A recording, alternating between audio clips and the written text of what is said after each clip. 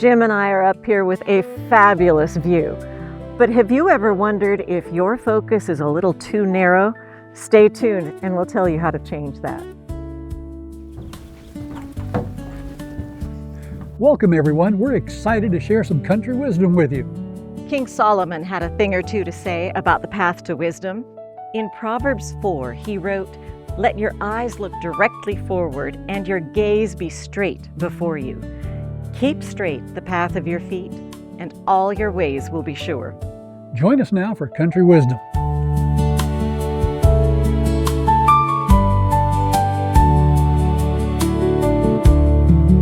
So Jim, I have no objection whatsoever to being out here, lovely campground, lovely fire when the smoke isn't going toward us. For sure.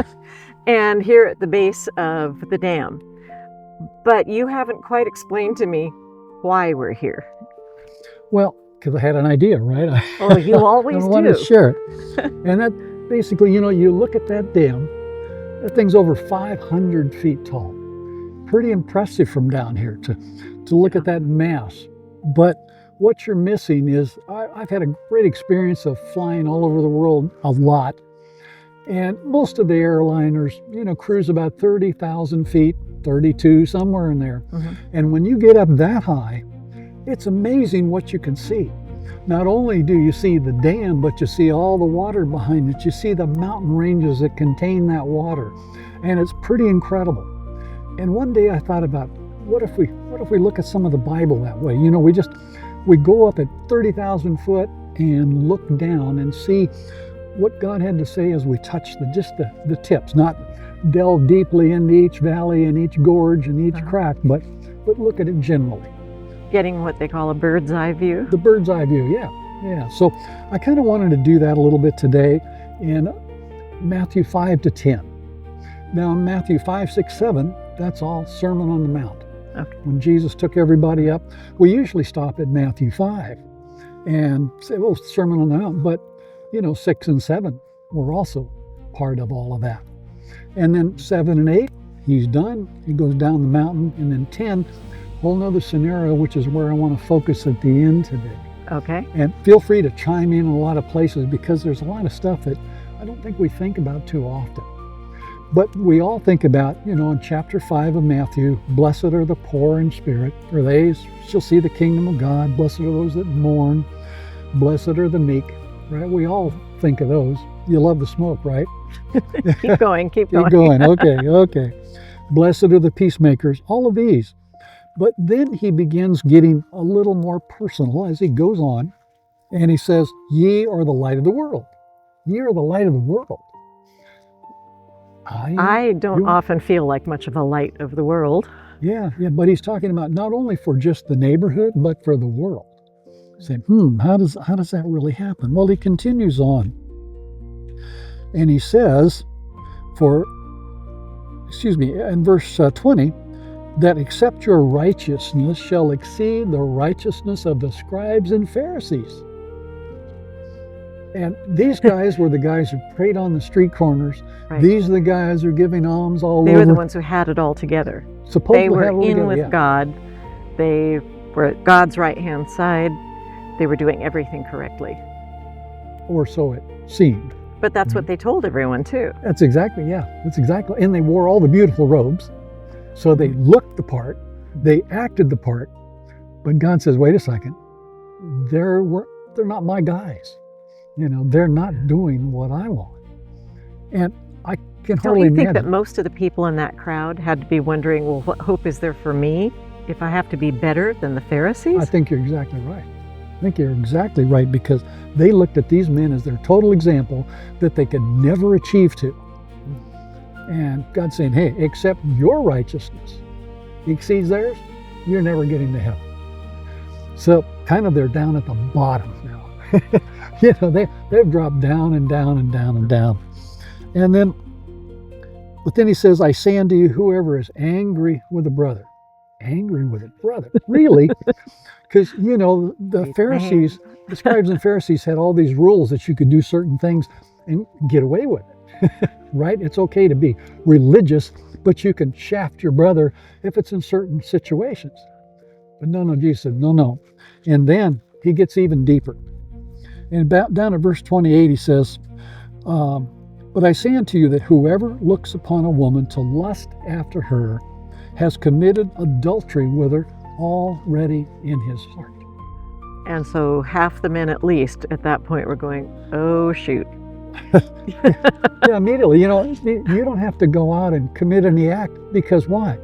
You've already done the act in your mind. And you've probably watched some of the World Cup skiers or some of these guys. What do they do before they come out of the gate? They sit there, they close their eyes, and you can see them visualize, boom, boom, Right. boom, boom, boom, going all the way down the mountain, every turn, every nuance, how close they get to the gates, all of this. They're practicing in their minds, because we're told scientifically. Already picturing themselves doing it perfectly. Yeah, exactly. We're told in our minds that kind of practice adds up to neuromuscular response, adds up to the correct practice. So Jesus said, hey, you look at a woman to lust after, you've already blown it. I think most people then and now have the idea that sin is out here. Yeah. Yeah. I haven't done this or this or this, and they don't stop to consider that if they've thought about it, dwelt on it.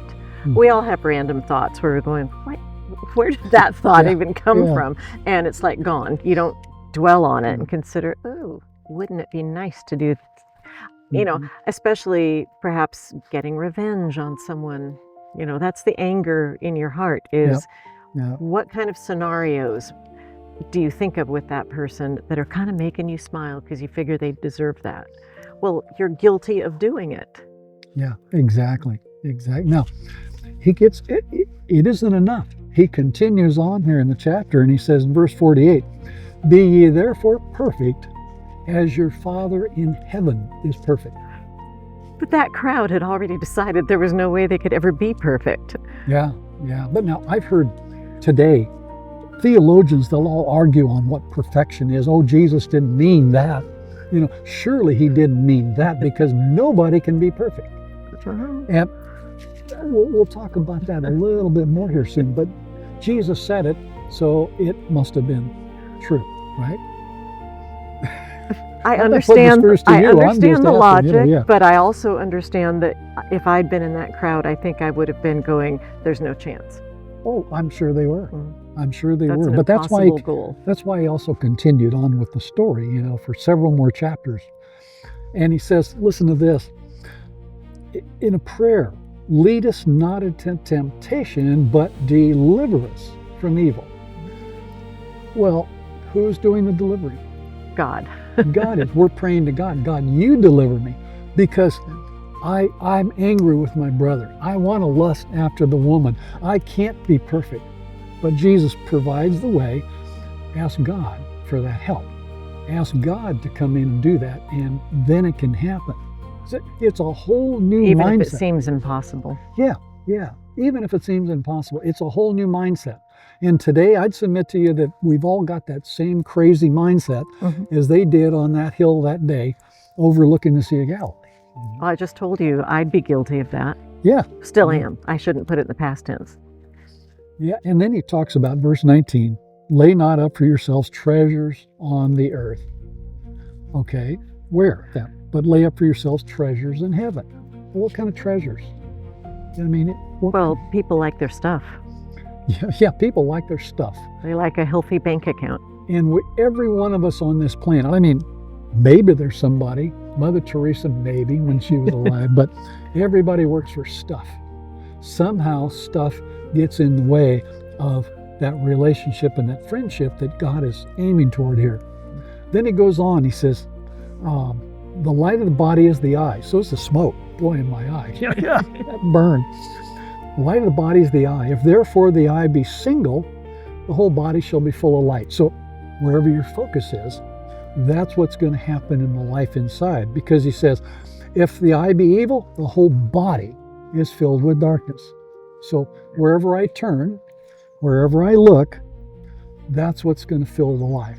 That's what's going to... You will go the way you're looking. Yeah. So again, it's the thoughts. It's what's happening in your head, not just what's out here. Yeah. That it's good what you said, because I think about, for years I was a Harley rider. And on a motorcycle, you go where you look. It's simply that way. You're looking at something, the bike turns that way. Even if you don't mean for it to go, Even if you you'll don't veer off. But if you're looking that way, that's where you're going. It's just a simple thing when you train, when you're first doing it, you learn that. Now, he goes on to chapter 7. He said, verse 13, enter ye in at the straight gate. Now, boy, it's not like we had enough already, but enter in at the straight gate, and broad is the way that leads to destruction, and many are going to find that way. Because straight is the gate, and narrow is the way which leads into life, but few are going to find it. What's the best present you've ever gotten? A new puppy? A new car? For me, nothing comes close to the gift of the Sabbath, a weekly reminder that we can rest in the absolute assurance of God's love and salvation. Tucked into the heart of the Ten Commandments is the best gift you've ever been offered.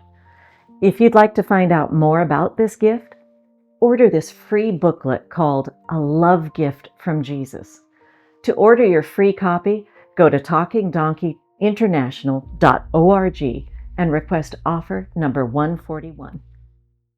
You know the impact of Christ's message. It heals, it transforms. Do you have the eye for a great post, the heart for a kind comment, the skill to build community? Talking Donkey International is looking for passionate volunteers, from seasoned content creators to newcomers. We are a Christian community dedicated to sharing Christ's love.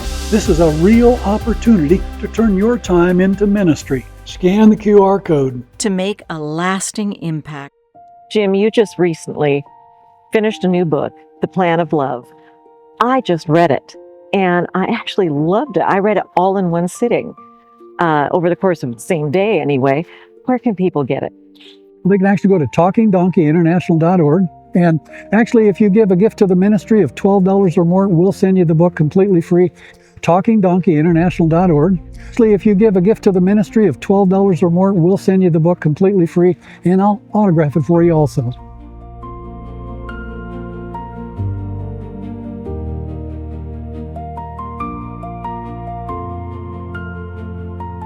So many people, though, today, Christians, have this idea that, well, I suppose it boils down to God is too nice to keep anyone out. That no matter what path you're on, it all leads to the right spot. Isn't that what the devil said clear back in the garden? Surely God will He not didn't do mean that. that. He didn't mean that. No, he's too good a God for that. Yeah. Verse 18, a good tree cannot bring forth evil fruit, neither can a corrupt tree bring forth good fruit. We always say we can't judge people, but we can be fruit inspectors. We can look at that person, we can see what kind of fruit they're bearing and delivering, and if they're delivering the wrong kind of fruit, you don't want to be necessarily near that tree, because that will infect you. That disease of that tree will affect your life also. In fact, I was reading a whole article on the fact that if you think of the 5 people that you're the closest to, you will become like the 5 people you spend the most time with. Yeah. So you need to be really careful what kind of trees you're hanging out with. I mean, it's simple. You've been married a long time. Yeah. I've been married a long time. The two of you start becoming more alike. You can answer each other's sentences. I tell puns now. I It's love it. horrible. Your husband always tell her the puns on our trips, It's true though. You hang around with somebody, you become more like them. Mm-hmm. Not everyone, verse 21, it really gets serious here. Not everyone that says to me, Lord, Lord, shall enter into the kingdom of heaven. That verse has always frightened me. Because I wonder, how do you know if you're in that group? Well, You but think you're calling yeah. on God. You think you know Him. But it says, but he that does the will of my Father. All of a sudden, here's a gauge, the one who does the will of my Father. Many say to me in that day, but Lord, Lord, we've cast out demons in your name. We've healed the sick. We've done all these things in your name. Now, how's Jesus respond? Because this is a church member. This is the the good one people. The good people, like the Pharisees, done all these things in your name, God. Stood on the street corner, prayed to you, wore all the robes. I told everybody about you. But the Lord says this, and then will I profess unto them, I never knew you. Go and depart from me. That word know in the Greek is basically like Adam knew his wife. It was a very personal, intimate friendship and relationship. Not the way we tend to think of it. It's God wants to have a real friendship, a real relationship with us. And he says, I stand at the door and knock. If anyone hear my voice, I open the door and I will come into him. That's what God is looking for here, is that friendship and a relationship. To totally change all this other stuff. We say, I can't do it, Lord. And God says, good, now you're understanding, the gospel. Now you're understanding where I'm coming from, because you can't do it, but I can. And I want that friendship. Whole different scenario. Now, chapter 8, he's done Sermon on the Mount. There's a few more verses, because the last verse of that chapter 7 says the people were astonished at his doctrine. They had never heard anything like this before. Well, it was the opposite of what the Pharisees were telling them. Yeah. They were saying, be like me. The God of heaven came down and met with them and talked with them and said, look, you've had all these people giving you all these rules and regulations. You've tried to work your way to heaven, but here's the reality of the situation. Here's what I want to do for you. And they were just amazed. Never heard it before. So now it's pretty exciting, but the devil is absolutely mad. He's fried. So in chapters 8 and 9, as he's going down the mountain and traveling a little distance, he throws everything at him but the kitchen sink. And maybe he'd throw him that too, The first thing that shows up is a leper. And what does Jesus do? He reaches out and he touches him. Heal. And you weren't supposed to touch lepers. Oh, not at all. He went against convention right there. Absolutely. Absolutely. And the scenario is, it was God's touch. That's what God wants to do in us. Touch us. The centurion, he says, look, Lord, I've got a servant that's sick. Long distance healing. Long distance healing. God doesn't even need to show up in person, long distance healing. The wife or the mother of Peter, he goes to her too, touches her, what? Immediately healed. Just the touch. Demon possession, no problem. There's so many places in the Bible that the devil has possessed people and the lives of people, and God says, hey, they're inviting me, you have no part here, get away. And the devil has to leave. Well, it continues all the way on. You get chapter 9, sick of the palsy, no problem. The daughter who died of the ruler, yeah, no problem, I can take care of that too. We continue on here, we finally get to the woman. You remember the woman that had the issue of blood for 12 years. She'd spent all her money, all of her funds, everything else, and she is desperate. She was desperate enough, she shouldn't have been in that crowd of people. Oh yeah, not at all. Because obviously her being there was causing some people to accidentally touch her. Yeah. Right. Yeah. But she gets to the hem of the garment of Jesus and she touches Jesus. And immediately Jesus stops in a huge crowd, thousands of people maybe, and it says, who touched me? And his disciples even said, what do you mean, who touched you? Yeah, are you looking at the crowd, Lord? They're all touching you. What's the matter with you? Have you been up heat stroke from being on top of the mountain all day? No, someone touched me. And he stops and he looks, and here's the woman. She's starting to crawl away, sneak away. And the most amazing thing in verse 22 of chapter 9 says, daughter. That was such an endearing term. Nobody had ever said such a thing. And this woman thought for 12 years, she was hated. She was cast out of the temple. She couldn't go. She couldn't worship God, anything. And Jesus, the King of the universe, says, daughter. It's so incredible. He took that extra time. He could have gone on. He still had to go heal somebody. He knew that, but no, he stopped. 12-year-old girl, gonna go heal her, but I've got to stop for this woman who had 12-year issue of blood. Gonna heal her first and talk with her, heal her heart, because that's what she really needed, is that healing of the heart. We serve such an amazing God.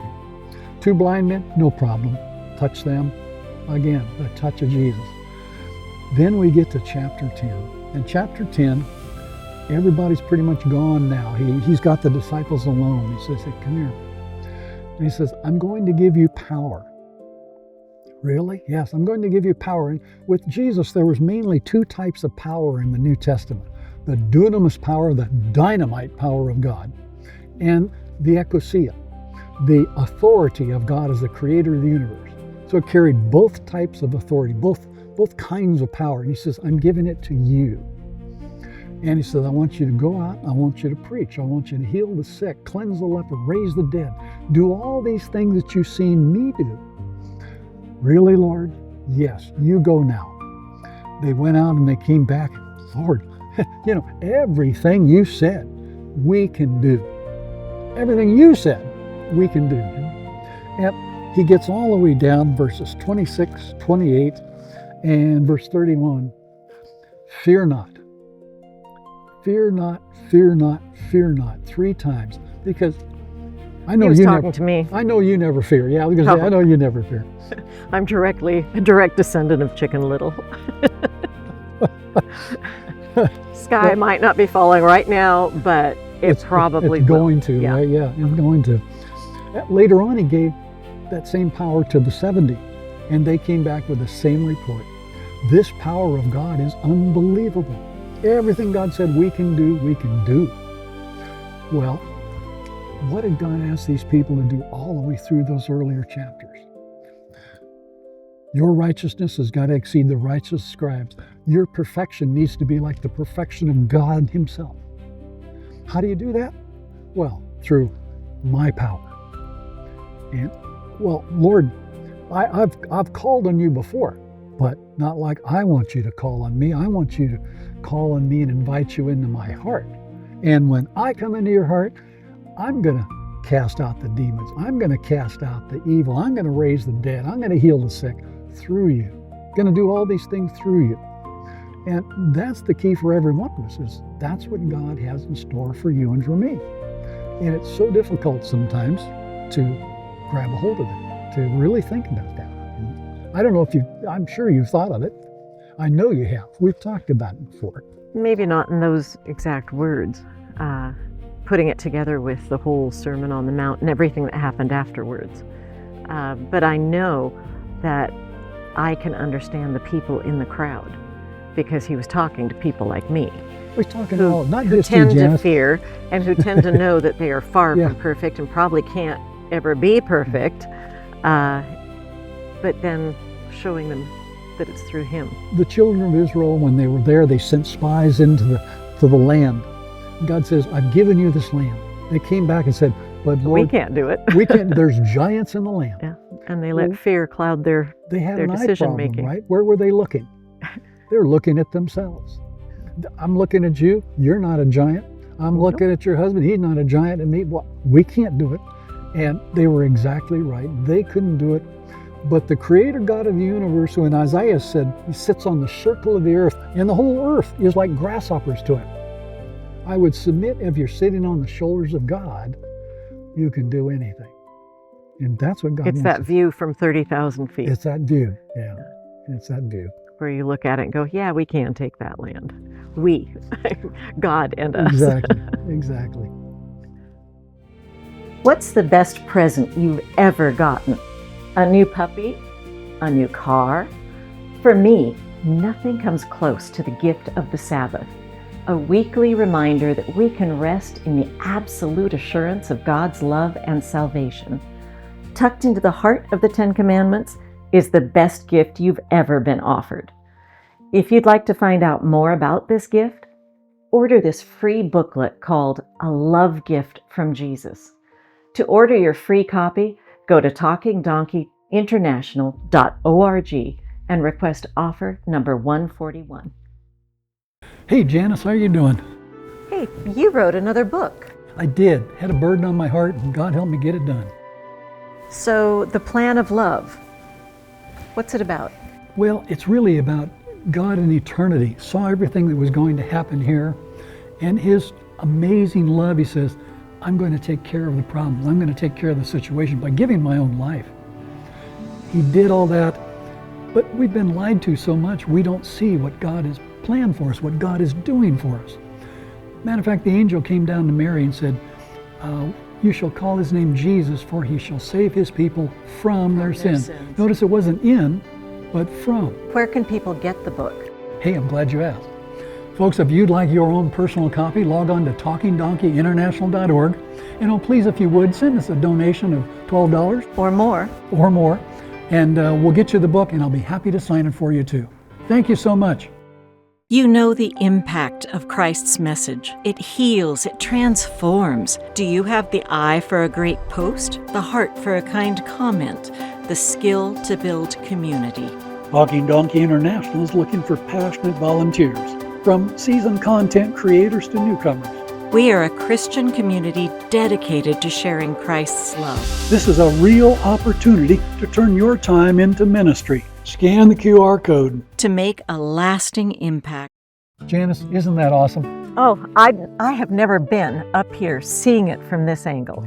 Well, and I'm kind of wondering if our viewers have ever seen what we did in the 6 chapters here of Matthew, if they've ever seen that angle. Folks, it's absolutely incredible what God wants to tell us, what God wants to share with us in His Word. And I wonder, is there anything you'd like to talk with people about as we close out today? I too often am focused on the details, one little part like being perfect, and I realize, oh, I'm so far from that, and I get discouraged because I don't see the whole picture, the overview. Yep. What is that overview? Remember, it's about God. It's about His beauty, His charm, His sacrifice, and His power to live in us that we might become perfect. Many people would, the devil would like to say, no, you can't be perfect. But God says, be ye therefore perfect as your Father in heaven is perfect.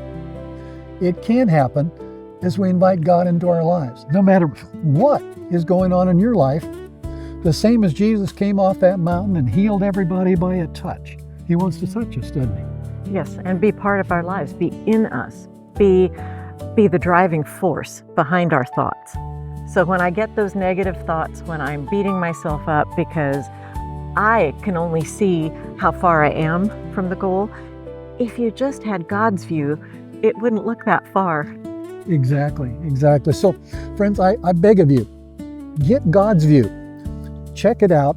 Study these chapters. Pray about these chapters. Look at everything from Matthew 5, 6, 7, 8, 9, and 10. Don't forget chapter 10. That's the power chapter where God gives His power. Wants to give it to you and to me. So today, please, I know Janice and I both, choose that power. Invite God into your life and He will change it, right? Absolutely. Thank you, everybody. Do it today. You'll be happy you did. Thank you for watching. Join us again for another exciting Country Wisdom. See you next time.